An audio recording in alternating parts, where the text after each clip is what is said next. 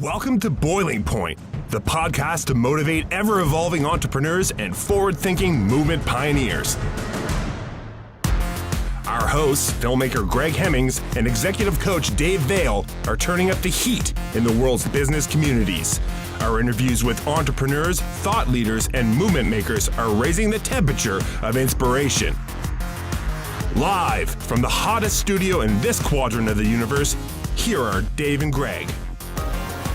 Hey, Dave, how you doing, man? It's been a long time. Long time. Long. It has been a long time. Connect on the river a few weeks ago. We had a meeting to talk about the future awesomeness of Boiling Point podcast and everything else that we're offering. And we're like, why don't we meet in the river? And I was like, I'll take my sailboat, you take your jet ski. But for some reason, we didn't connect. Well, it was great sailing weather. It's not great jet skiing weather. It was like I got halfway, and for people that don't know the Kennebecasis River, it's like in the St. John River, they're massive. Like they got islands in the middle of them. They're like, anyone looking at it would think it's a lake. And these winds come up, and I was halfway down, looking to meet up with you and realizing I don't know if, I can go, but I mean, man, I don't know if I'm going to be able to make it back. So it was a failed attempt, but it was, we meant to get together, and we'll do that again. Just have to have the perfect weather, Exactly. Well, listen, a lot of really awesome, when I say awesome, I mean by the right word, awesome. Something that has brought a lot of awe to our world has happened since you and I had a podcast together, including, the very tragic killing of George Floyd, which really coalesced the Black Lives Matter movement together. And since we spoke, Dave, I was able to go to the rally that we had in St. John, and it was so inspiring to see thousands of St. Johners showing up. I don't know how many were there. I say thousands, probably 3,000 or 4,000 people. But nobody shows up in those numbers in St. John. There's something incredible happening. COVID has created this incredible opportunity where everybody in the world has kind of gotten on the same page on certain things. And anyway, for me, that's been really, really changing me and giving me an opportunity to learn. And I was really excited when you, Dave, read an interesting article in Huddle, and you said, hey, we got to get the author of this article on. And I was like, I know that author. And let's just pause it there. Dave, why don't you introduce our incredible guest today? Well, I'm going to let Shauna introduce herself because she'll do a much better job. But we both have had a chance to, and actually, Shauna was kind enough to go through the Boiling Point process, which is our training program that helps people be heard in noise marketplace, and give us feedback a number of months ago or a year ago or whatever it was. And we both had a chance to interact with her. And yeah, Shauna, when your article came out, I was just like really inspired. And I was just like, I just saw how courageous it was. And I thought, we're in this interesting time, and it's a confusing time. And I reached out and said, would you be willing to share, your perspective? And you said, yeah, bring it on. And for two perspectives, like your personal perspective, and then also, if we think of you professionally, maybe we can get some insights late, at the end of the interview or towards the end of the interview on, what do Greg and I do as business owners? Like, what are some suggestions you might make of us? But let's start with your personal story. But before we do that, why don't you introduce yourself and let people know who you are. And you have been championing causes for a long time, such as supporting, one of the many ways I know you is supporting women on maternity leave, just feeling like they've got power. And, and I just, so you kind of have, to me, an ability to reach out and maybe help and support people that are more vulnerable. Well, I'm trying to, Dave. I'm trying to. I certainly am. So my name's Shauna Cole, and obviously, guys, we go back a number of years being involved in this local community. And yeah, so about 3 years ago, I had made some decisions in my life to pursue entrepreneurship. And entrepreneurship for me was taking my background in human resources, in career transition, and building a business that I could really be passionate about and connect with in a way that was really aligned with my values. And so in that business, I worked with women going through transitions like maternity leaves. I worked with people going through big transitions like job loss. And I also work with small to mid-sized companies through an HR consulting business as well. So I'm really focused in that space of helping people to find their career purpose, and helping companies who have core values that are, aligned with mine, to do what's right in the world and by their people. So a couple of weeks. What's the company name? Well, I'm operating under my name right now. So I work under Shauna Cole Consulting for my business. And then I've got a new project that I've just recently started, which is called Career Interrupted. I'm like Greg, the video guy. He would just be mortified for me, I think. I started a YouTube channel, and it's like, you know what? I'm putting out meaningful content to help people find their career purpose. And that's what I can do right now. And someday I'll have a studio. So for now, it's really about the content piece for me. Tony, you're doing a great job. Listen, you obviously you listen to the wisdom of the Boiling Point process, because you're up with your own content, and that makes us super cool. You're shipping it, as Seth would say, right? Isn't that the term he uses? Yeah. I'm like, you know what? I think that so often, especially, I don't know, my personality type, when you like things to be a certain way, getting out of that comfort zone is certainly a challenge, and putting yourself out there in a way that's not like your ideal perfect or whatever can be tough. But honestly, I'm feeling really good about the YouTube channel and where it's going, and sort of the feedback that I'm getting from people that I have had in my own community, and then like building a new community around that. So I'm finding that really, really rewarding.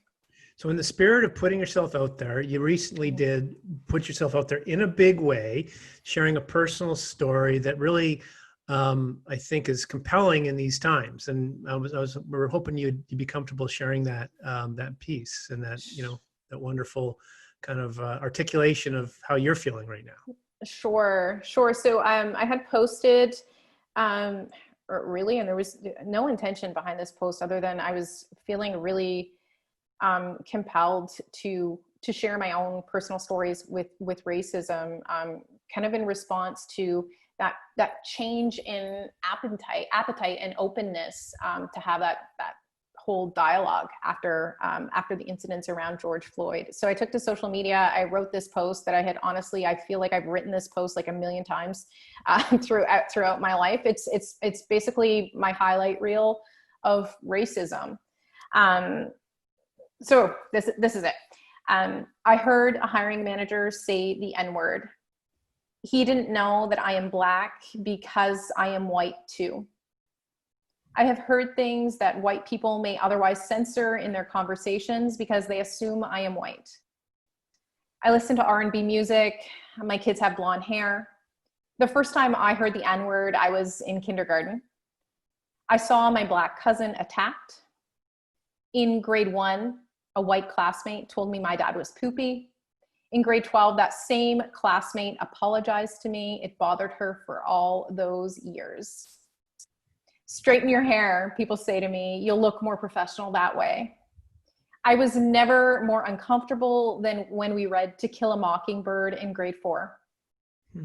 My 3-year-old thinks we change color as we get older. His grampy is Black.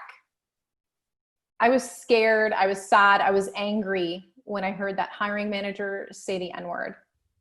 He didn't want to interview the candidate. His name sounded too Black. I said nothing. I only told my mom. It made her cry. It made me cry too. The next day, I put a photo of me and my interracial family on my desk at work. In that photo, I'm holding my Black father's arm. The look of fear on that manager's face told me he knew what he had done. We have responsibilities at home to educate our children about anti-racism, and we have those responsibilities at work too. Incredible. Shauna, Incredible. And it's very in line with the speech that you had at the Black Lives Matter rally as well. What an interesting perspective of transition, like one day being perceived as black, another day being perceived as white, and the privilege that comes with part of your life and the oppression with the other. Um, Hmm. wow, interesting. And someone in HR, like you're an HR professional. That must have given you such an interesting lens in your professional career doing what you do.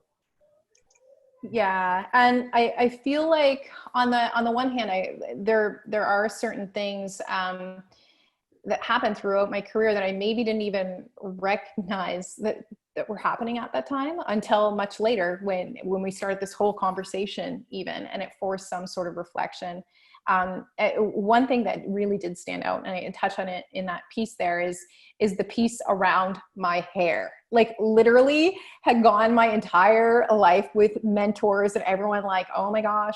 Like, so I still, I straighten, it's a choice I make, but whatever. I still, when people are saying that, like, oh, you straighten your hair, you will look more professional that way. It's like, you just lean into your white privilege like a little bit more because you've got that available to you. Now, I don't think anyone ever like had that as an intention. Like I feel like people had seriously my best interests in mind. But now when we're more educated and we're much more aware of these things that kind of underlie our society, we can now reflect back and go like, oh, like, really? Why were you saying that to me? What was the underlying message? And it certainly is one, I think, of white privilege. So. Well, and you know what, like, it's, I wonder if it's even more than that. Like, I've never, ever had someone comment on my hair, thankfully, in seeing my hairline now. You know what I mean? So I'm almost feels like there's a little sexism involved in that as well. Like, what difference does someone's hair make? Like, I mean, and like, you know, you're being very kind because they probably, whoever was saying it didn't mean, you know, it had good intentions, but just the fact that that's somehow going to like help accelerate your career in some way. Mm-hmm. Like, I got shocking. Oh, for real. Yeah. And like honestly, most of these environments are like pretty male dominated environments. So Right. The women that were around me, like, were like, they want you to progress and be successful. Right. And it's like, here are all the ways we can do it. And they're like, Right. and appearance absolutely kind of factors into it in certain aspects. So when I'm curious, I was just gonna ask a quick question about, you know, what's interesting is like you're talking about progressing kind of within a corporate environment. And at some stage you've decided you wanted, you know what, I'm not interested in playing these rules. That's my interpretation. Right. Yeah. And I decided, you know, you became an entrepreneur, you jumped into the entrepreneur kind of pool with us. I remember you contacted me and you were just kind of throwing out some ideas. That's what you wanted to do. And I thought we had a really good conversation. And then you touched base with me 2 years later, thereabouts. And, you know, here's what I'm doing now. And, but what, like, you know, what, I'm just curious about that. I mean, I don't mean to take us off track, but I'm just like, what got you like into the entrepreneurial pool? Like what got you off the corporate track, if you will? Yeah, there were probably a couple of things that happened throughout my career that led me off that track. So the story I share about this hiring manager, that impacted me in like a lot of ways. And when something like that happens in your career, certainly it's something that follows you, and it does make you question, like, how can I be in this place where this is allowed to happen? I literally felt like in a position where, who am I going to tell this to? Like his white boss, who's a man in his 50s, or the other white boss who's a man in his 50s. So I felt very alone in that. And then for me personally, what really kind of catapulted my desire to really say, like, screw it, I'm going to follow my values and like hope everything turns out okay, was a transition to motherhood for me. So when I had my first son and was really feeling kind of a disconnect in terms of my value in the company now, because I was a mother who had gone on a mat leave for 12 months. In addition to really wanting to spend some time with my child, that was kind of like the final straw on that. And that's what catapulted me into entrepreneurship. Interesting. So essentially the organization that you were working with, which is like so many of these patriarchal large organizations, they saw efficiency and commitment and loyalty to the mission of the company as more important than the health of your family, essentially, or the ability for you to take all the time that you're legally allowed to take. Is that because that's a very common experience for so many women? Yeah. Yeah, it is. It is a common experience, and I do think that I think the challenge that employers face is that it's not kind of this consistent, this linear experience across the whole company. It's so largely dependent on the manager that you're working for at that time, Right. their sort of experiences with family, where they're at in their life, their value system, right? So I think that companies are in like just a hard spot to manage that period. There's some benefits to having some more formal programs, but for sure, for me in my specific situation in that organization, yeah, it like mat leave did not feel like it was like good for my career. Like it did not feel like it was a positive thing for my career that was going to see me climb the ladder. And for me to continue to work in a company where I was like, it's just not in me to kind of like be status quo and not want to progress or learn and grow. That's what motivates me. That's what gets me jazzed. And I felt like, you know what, I'm not really in a situation where I feel like you're with me on this anymore. So that's why it had to end. Isn't it amazing that a crisis, because that is a crisis, in your life has opened up an opportunity, which is, you know what, being on mat leave has not helped my career, but if there's a whole bunch of other people experiencing the same thing, there's an entrepreneurial opportunity there for you. Mm-hmm. So let's talk about the business. Like, what are you doing now? How are you inspiring other women in the same position? Yeah, so I have been focusing in my business, really keeping it focused on career transition. So people who are sort of mid to later career professionals, going through experiencing either job loss, like in the form of layoff, if they're going through people go through values changes, and this just blows my mind. We kind of like graduate from school, get the job, climb the corporate ladder, go status quo, and we never like take this pause to say, oh my goodness, like everything in my life has literally changed. Maybe I should reassess my path and do check in and see if my career is still aligned with, the fact that I have children now, or the fact that I've gone through some sort of transformational experience, because those things happen in life. So my business is really centered around that, and coaching at the individual and the group level, people to work through those career transitions in a more intentional way. Because the thing that's really, really consistent, no matter what the type of transition is, like whether it's job loss or kind of feeling a lack of direction overall because you're not aligned with your values anymore, or it's mat leave, there's like this underlying theme of the person feels kind of like vulnerable and like not at their best. Like, I know you lose your job, you're not like, yes, I'm going to go conquer the world. No, that feels pretty crappy, like for a while. So I like to be in that person's corner during that time where they're feeling vulnerable, and I can help empower them to really leverage this time of transition. That's kind of gross and uncomfortable and hard.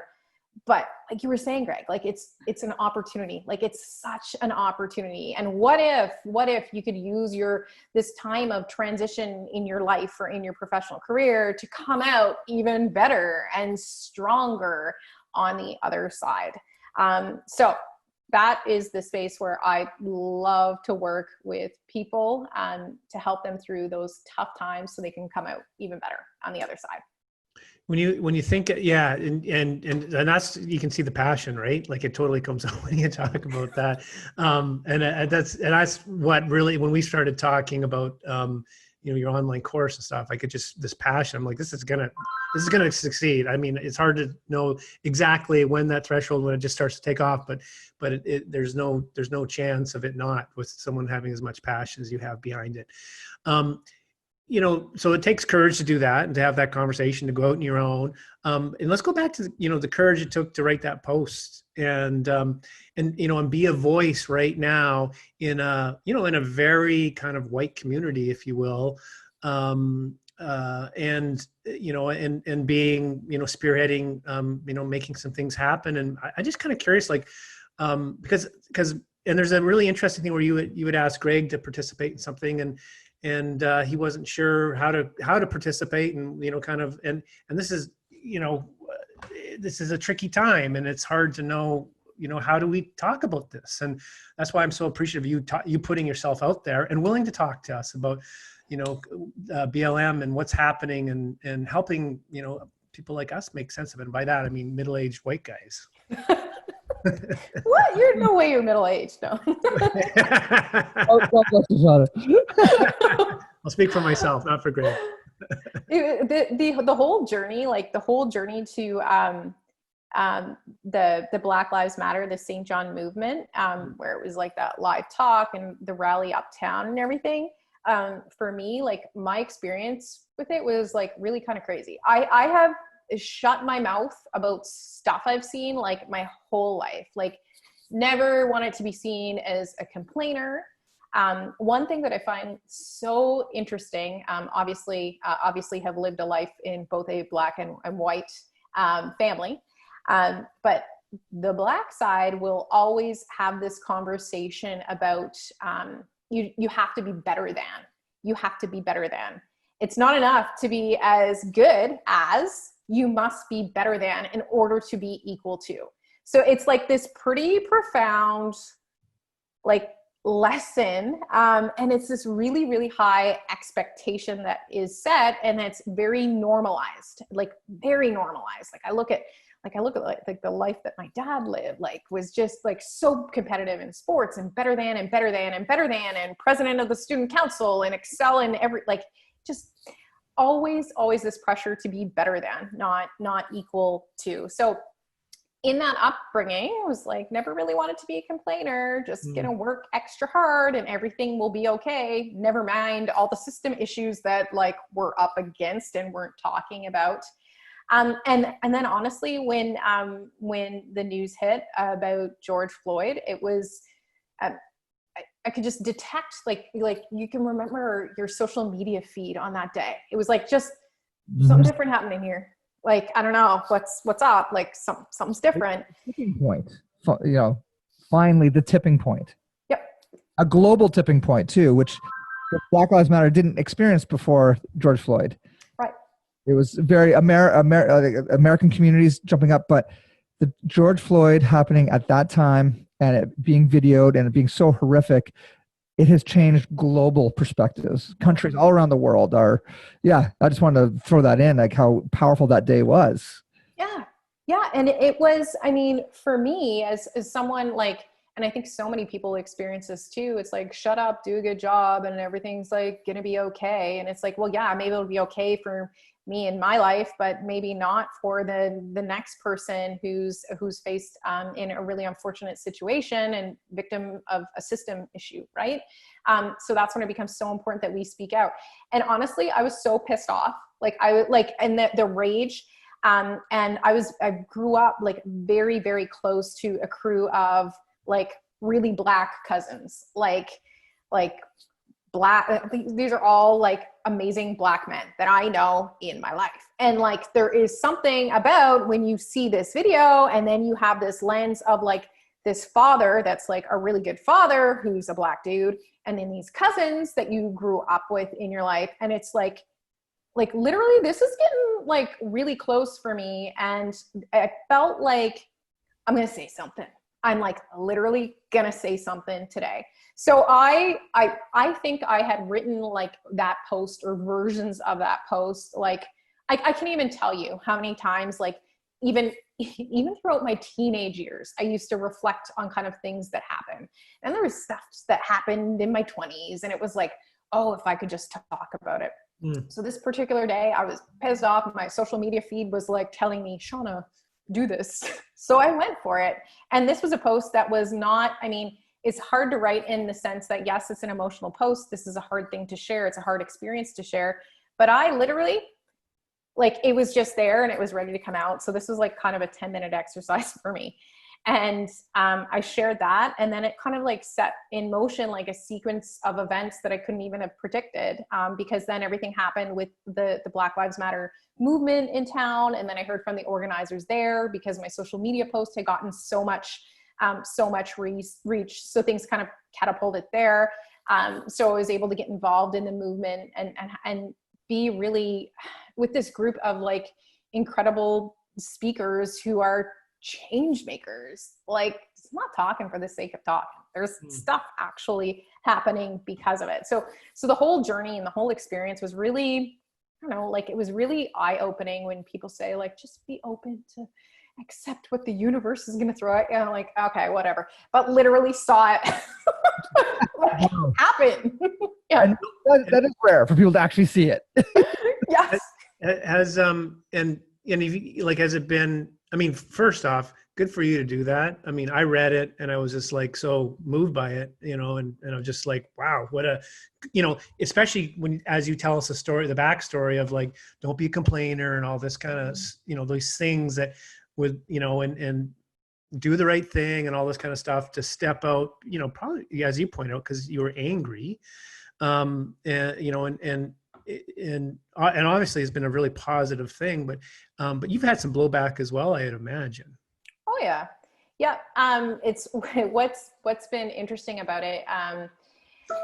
I overwhelmingly like positive interactions, online. But there were kind of like a couple of key takeaways that I had from that experience is, one, I shared this post and the amount of people who were like, oh my gosh, this happened in our city. Like, okay, like, I'm with you guys, but I'm like, literally, do we think that it's like, oh, it's happening over there and over there, but not here? But literally, I feel like that's where our community was in this whole journey. So it was mind-boggling to me that people were so shocked that these types of stories happen here. So that's why I think it's so important when we have these conversations. It's not enough to say that it happens. It happens in Canada, it happens in the Maritimes, it happens in New Brunswick, and it happens in St. John, because it happens in every city, right? So I found that like just so shocking.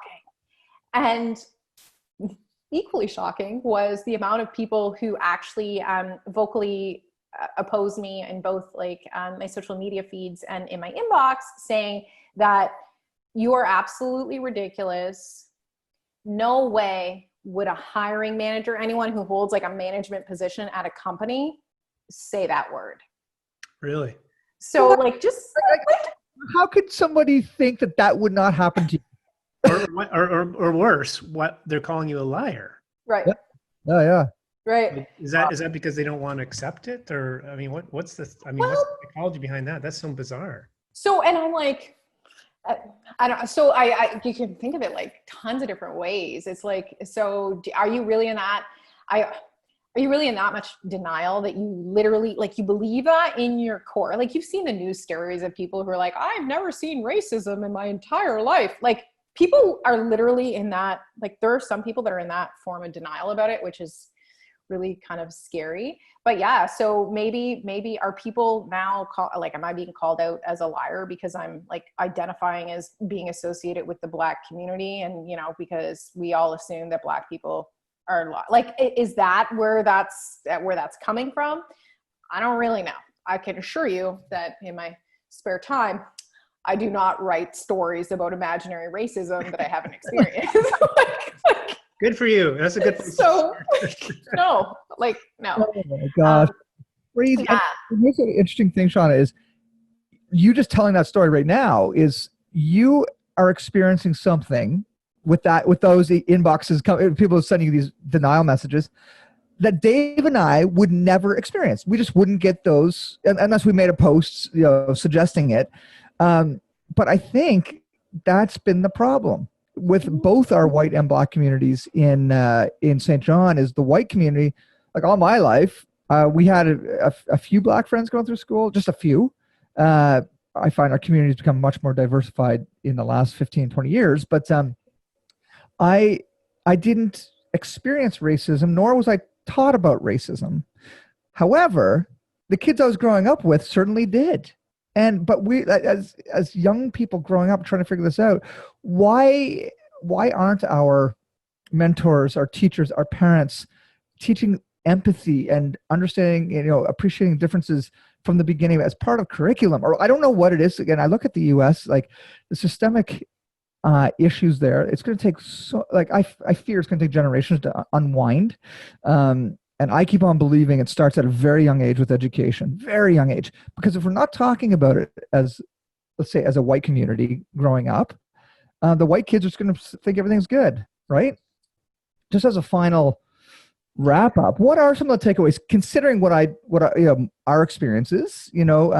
I've got kids, you have kids. Like how do we set them up for a loving future in this community? And maybe I could add to that also, like, in Sean, advice you'd give to us to be part of the conversation, or how to participate, or how to support a community or communities that are diverse, which we all three of us want, and knowing where to insert ourselves, and kind of how to support, and maybe places we don't need to insert ourselves would be really helpful, just to get your perspective.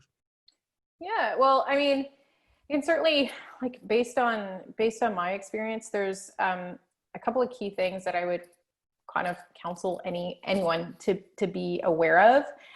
One big learning that I've had through this whole journey is this really kind of firm denial about skin color. Like, if you remember when we started, like, when I say we, I mean like kind of collectively as human beings started to have this discussion about racism, there was often this undertone of like, well, I don't see color, I just see the person.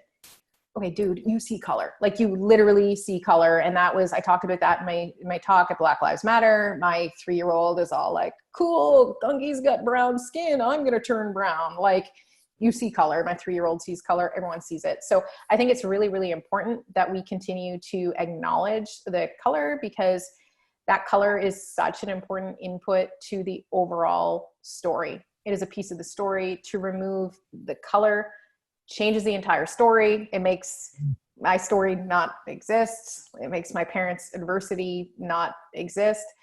So I would say, first and foremost, like, continue to recognize the importance and the beauty and the meaning and all the things that color can bring to us. I think that is so important.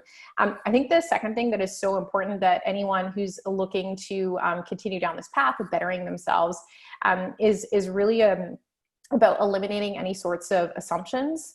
I know in my own experience, by being biracial, I have just lived a life of assumptions, like, oh, you must be Black, or you must identify as white, or whatever. So just being very, very sort of filled with assumptions that are not really valid.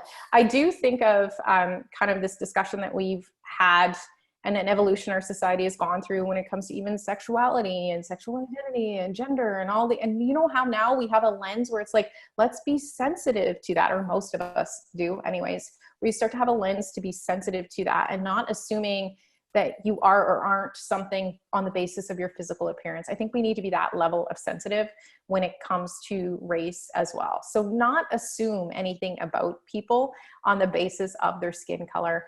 The third most important piece when it comes to this journey is absolutely going to be education. Education for ourselves as business owners, in terms of how to treat people, understanding what challenges that I might be up against, or that the Black dude might be up against, that might be different from your own experience. So let's acknowledge that we have different experiences, and become educated around it. I think that the most important thing you can do is, when you don't know, ask. Like, I literally think that that's the most important thing. Mm-hmm. I'm not sure what the answer is. I don't know what your experience is. Maybe I can ask you a question and learn about it. Shauna, thank you so much. And I think your last piece of advice is really awesome. I've had friends in the Indigenous community also say the same thing. Like, ask. In most cases, people are excited to respectfully teach and help you learn.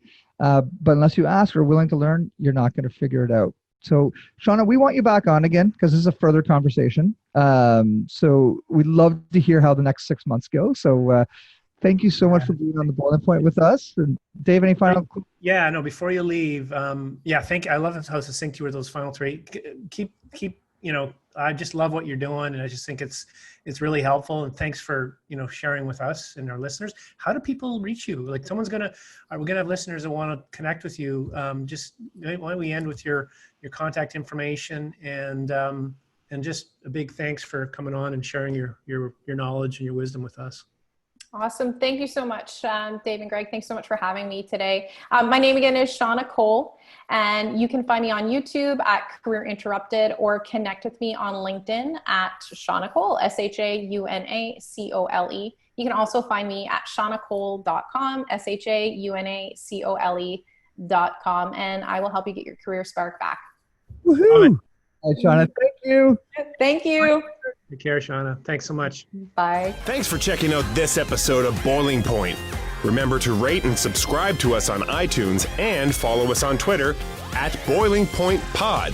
To see more from Dave Vale, check out leadershipunleashed.ca or visioncoachinginc.com, and on Twitter at Dave_Vale. And to catch up with Greg, visit hemmingshouse.com and at Greg Hemmings on Twitter. Thanks for listening, and remember, keep that pot boiling.